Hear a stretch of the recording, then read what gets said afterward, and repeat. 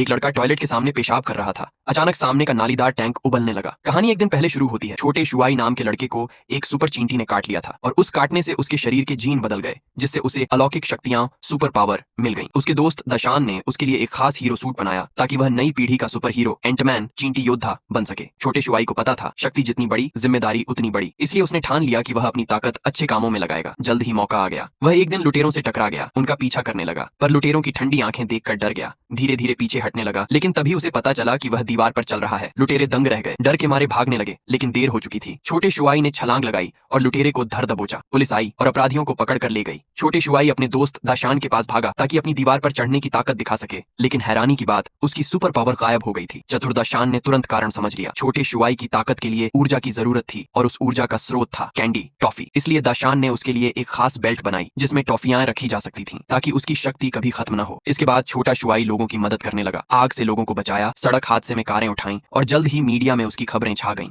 वह एक मशहूर सुपर हीरो बन गया, यहाँ तक कि उसकी पसंदीदा लड़की शाओ मेई भी उसकी फैन बन गई। लेकिन तभी एक दिन एक रहस्यमय व्यक्ति आया और शू की आवाज के साथ शाओ मेई को उठा ले गया। अगले दिन फिर एक हादसा हुआ। एक सहपाठी छत से लटक रहा था। छोटे शुआई ने सूट पहनकर उसे बचाने की कोशिश की, पर जब उसने नीचे उतारा तो पता चला वह एक पुतला, डमी था। असल में यह सब शाओ मेई की बड़ी बहन का जाल था। वह सिर्फ छोटे शुआई को सामने लाना चाहती थी ताकि वह उसकी बहन को बचाने में मदद कर सके। अपनी प्रिय शाओ मेई के लिए छोटे शुआई ने बिना सोचे मान लिया। उन्होंने शाओ मेई के छोड़े हुए हार, नेकलेस की मदद से उसकी लोकेशन ढूंढ निकाली। जब छोटा शुआई वहां पहुंचा तो देखा दरवाजा लोहे की चेन से बंद था। फिर क्या, वह बिना घबराए सीधे लोहे के ताले पर पेशाब कर दिया।